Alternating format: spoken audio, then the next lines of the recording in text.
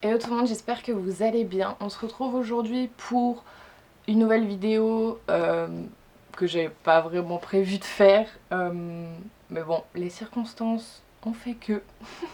Comme vous l'avez vu dans le titre, aujourd'hui on se retrouve pour une vidéo sur la rupture, comment surmonter une rupture. Comme je vous l'ai dit, c'était pas prévu, mais bon là je suis en plein dedans. Donc bon, voilà. Du coup si ça vous intéresse, je vous laisse avec la suite.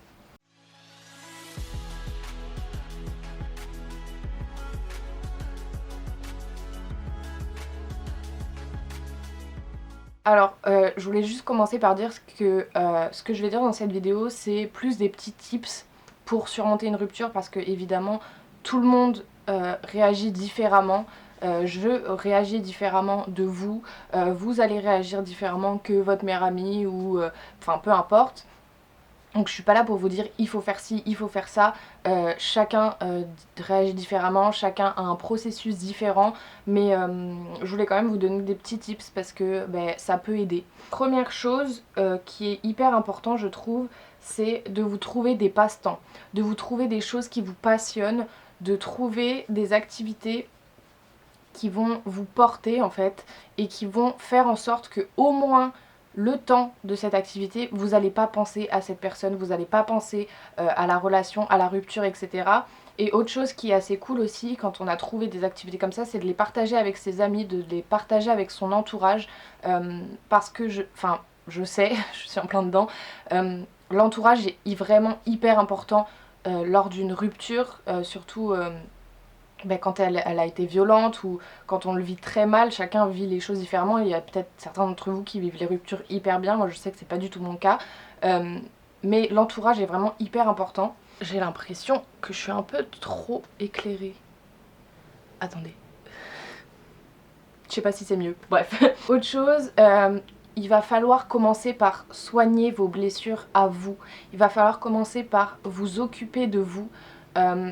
Accepter que oui, c'est fini, accepter d'avoir mal, accepter d'être blessé, accepter la douleur et s'occuper de ça vraiment en priorité. Quelque chose qui peut beaucoup vous aider, c'est d'écrire.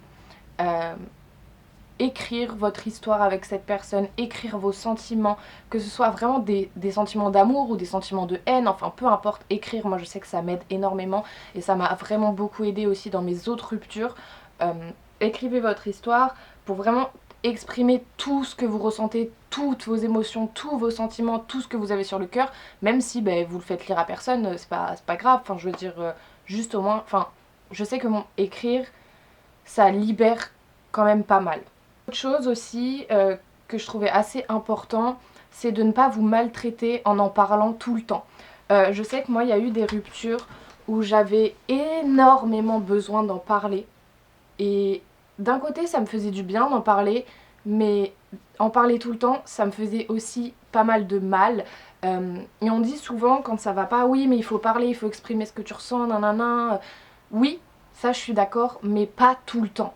Il y a des moments où on n'a pas envie de parler, il y a des moments où on a envie d'être tout seul, on n'a pas envie d'en parler ou carrément on a juste envie de faire autre chose pour pouvoir penser à autre chose. Donc même si on vous dit mais parle-moi, dis-moi ce que tu ressens, nanana, vous avez le droit de pas avoir envie d'en parler parce que ça vous fait trop mal. Autre chose d'hyper important, si vous n'arrivez pas à surmonter la douleur tout seul, allez demander de l'aide, que ce soit à votre entourage, à votre famille, à vos amis ou même à des professionnels. Il n'y a pas de honte à aller voir un psychologue à cause d'une rupture. Il y a des gens qui le vivent très très mal. Moi je sais qu'il y en a que j'ai vécu et je vis très mal et ça m'a causé vraiment beaucoup de problèmes dont mon anxiété et ma dépression. Donc il y a des ruptures qui font hyper mal et c'est pas parce que certains vont le vivre hyper bien que vous devez forcément bien le vivre et que vous n'avez pas le droit de demander de l'aide. Vous avez le droit de demander de l'aide et encore plus à des professionnels qui sont là pour ça.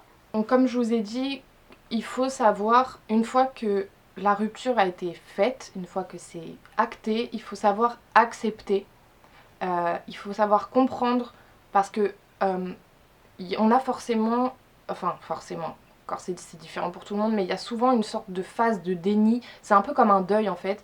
Il faut prendre le temps de comprendre que en fait la relation est terminée, que c'est arrivé à son terme et que voilà, c'est très douloureux. Et c'est pour ça qu'une fois que vous aurez accepté ça, vraiment permettez-vous de pleurer, faites pas semblant que tout va bien parce que il faut faire comme si tout allait bien. Non, permettez-vous de pleurer, libérez vos émotions, écrivez, enfin bon bref, vraiment laissez-vous le droit d'aller mal et d'en parler, de libérer vos émotions, d'écrire, enfin bon bref, tout ce que je vous ai dit précédemment. Ensuite, il faut aussi que vous preniez le temps d'analyser les choses parce que quand on se sépare de quelqu'un, on a tendance à vachement l'idéaliser et à vachement idéaliser la relation alors que elle n'était pas forcément bonne. Peut-être qu'elle était bonne, hein, peut-être que c'était une super relation, mais quand on se sépare de quelqu'un, on a tendance à se remémorer que les bons moments et pas les mauvais. Et donc, pour ça, vous pouvez faire une liste de tous les points négatifs qu'il y avait dans cette relation afin de ne pas trop idéaliser la personne et la relation. Aussi, comme je vous ai dit, prenez le temps de vous évader, prenez du temps pour vous, vraiment occupez-vous de vous. Vous êtes le plus important déjà tout le temps en fait, mais encore plus dans une situation comme ça. C'est moi qui dis ça, mais j'ai énormément de mal à le faire, mais c'est réel. Vous êtes la personne la plus importante à ce moment-là et même dans toute votre vie en fait. Vous êtes la personne la plus importante de votre vie et vraiment prenez le temps pour vous. Et une fois que vous aurez fait tout ça, tournez la page. C'est très dur, mais prenez le temps de parler d'autres choses, de vous amuser, d'écouter les autres, de parler avec les autres, de faire des choses qui vous plaisent, qui vous font du bien. Autre petit tips pour se remettre d'une rupture, d'un cœur brisé, donnez-vous un temps de repos. Vraiment, j'ai l'impression de me répéter, mais c'est vraiment hyper important. Genre, prenez le temps de vous reposer. Prenez le temps qu'il vous faut pour vous. Prenez le temps qu'il faut pour vous réparer, pour vous reconstruire, pour réparer votre cœur. Prenez le temps aussi de vous permettre d'aimer à nouveau. Alors souvent, quand on est dans une rupture, et c'est mon cas actuellement, on se dit mais plus jamais j'aimerais quelqu'un d'autre, plus jamais je me mettrai avec quelqu'un d'autre, etc. Ce qui n'est pas forcément le cas. Enfin là, je vais pas vous dire que c'est jamais le cas, parce que comme je vous ai dit, je suis en plein dedans, donc c'est assez compliqué, parce que même moi je pense comme ça là, mais avec le temps, vous allez vous rendre compte que vous avez le droit d'aimer à nouveau, tout simplement. Autre chose, recherchez aussi ce que vous a appris cette personne. Recherchez ce qu'elle vous a apporté, ce que la relation vous a appris, tous les enseignements que vous pouvez prendre pour justement vous reconstruire et évoluer en mieux. Et quelque chose d'hyper important, améliorer votre amour-propre, améliorer votre estime de vous, votre confiance en vous, parce que, comme je vous ai dit, vous êtes la personne la plus importante de votre vie, vous êtes la personne avec qui vous allez passer votre vie, et ça c'est sûr et certain, vous êtes la seule personne avec qui vous allez passer toute votre vie, et donc vous êtes sûr que, elle s'en ira pas parce que c'est vous. Donc prenez le temps d'améliorer votre amour-propre, votre confiance en vous, votre estime de vous, c'est vraiment hyper important. Et maintenant je vais vous lister quand même des 6 signes de guérison, 6 signes qui montrent que vous êtes sur le chemin justement de la guérison. Le premier, c'est que vous pouvez parler de la situation, de la relation, de la personne sans avoir mal, sans ressentir de douleur. Moi je sais qu'à un moment je me disais, pas pour cette rupture là mais pour une autre, je me disais je pourrais jamais en parler sans avoir mal, je pourrais jamais ne plus rien ressentir, etc. Et ce qui est vrai d'un côté parce que je ressens toujours des choses quand j'en parle, mais ça me fait plus mal. Ça me fait plus mal, genre j'ai plus de douleur. Autre chose qui montre que vous êtes en train de guérir, c'est que vous avez arrêté d'avoir de la colère. Vous avez cessé d'être en colère, que ce soit contre l'autre personne, que ce soit contre vous-même, que ce soit contre le monde entier, que ce soit contre le destin, enfin bon bref. Vous arrêtez d'être en colère.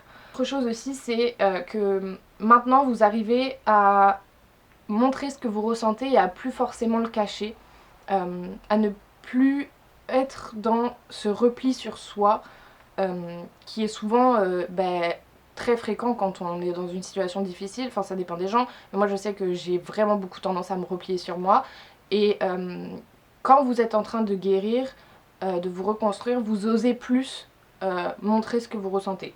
Autre chose aussi, lorsque vous vous sentez reconnaissant ou reconnaissante du chemin que vous avez parcouru malgré la douleur. Moi je sais que je suis hyper reconnaissante d'un de mes ex qui m'a complètement détruite, hein. Alors je ne suis pas reconnaissante pour ça, mais je lui suis reconnaissante dans le sens où grâce à lui et grâce à notre rupture et notre relation qui était vachement toxique, je vous avais fait une vidéo là-dessus d'ailleurs, si vous voulez, vous la mets là, si vous l'avez pas vue. Mais grâce à lui, maintenant je sais ce que je veux, je sais ce que je ne veux plus, je sais ce que je vaux. Enfin bon, voilà. Et rien que pour ça, je lui en suis grave reconnaissante. Après, je lui en suis pas reconnaissante de m'avoir trompée, de m'avoir menti, de m'avoir détruite. Enfin bon, bref, parce que ça a engendré tout un autre tas de problèmes. Mais je lui en suis quand même reconnaissante parce que j'ai évolué, je me suis fortifiée. Vous voyez ce que je veux dire? Avant-dernier signe, c'est de avoir envie de pardonner en fait.